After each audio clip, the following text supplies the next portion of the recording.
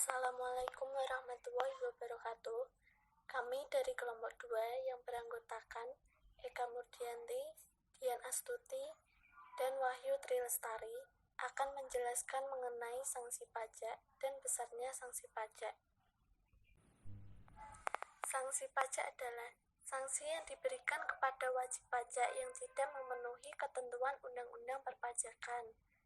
Misalnya, telat membayar PPh pasal 21, telat melaporkan SPT PPh pasal 23, dan sebagainya. Sanksi pajak menurut Undang-Undang KUP adalah sanksi yang diberikan kepada wajib pajak yang tidak memenuhi ketentuan Undang-Undang perpajakan. Pelanggaran dalam bidang perpajakan berakibat pengenaan sanksi pajak. Ketentuan dan peraturan tentang sanksi pajak telah diatur dalam Undang-Undang Nomor 6 Tahun 1983 tentang Ketentuan Umum dan Tata Cara Perpajakan.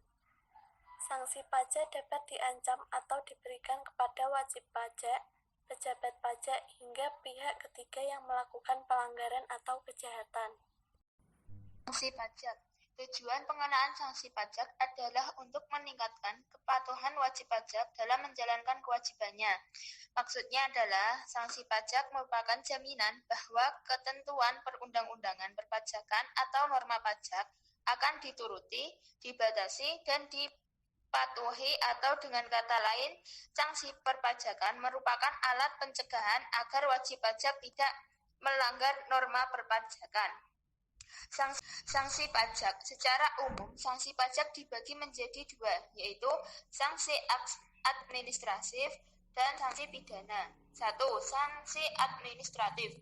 Sanksi administratif dalam pajak adalah pembayaran kerugian yang ditimbulkan wajib pajak karena negara. Yang kedua, sanksi pidana. Sanksi pidana adalah langkah terakhir pemerintah sebagai upaya penegakan kepatuhan membayar pajak.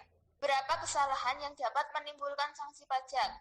Pertama, lupa tanggal pembayaran dan pelaporan pajak. Yang kedua, menunda pembayaran dan pelaporan pajak. Dan yang terakhir adalah manipulasi data atau tidak melaporkan data yang sebenarnya. Sanksi pajak berupa denda. 1. Sebesar 50.000 bagi wajib pajak yang tidak atau terlambat menyampaikan SPT masa. Yang kedua, sebesar 100.000 bagi wajib pajak yang tidak atau terlambat menyampaikan SPT tahunan pajak penghasilan.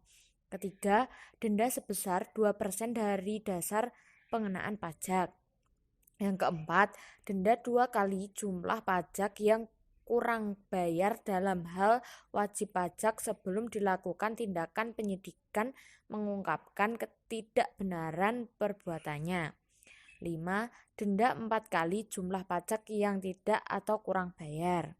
Kondisi-kondisi yang mengakibatkan wajib pajak mendapat pengecualian pengenaan sanksi administrasi, yaitu 1.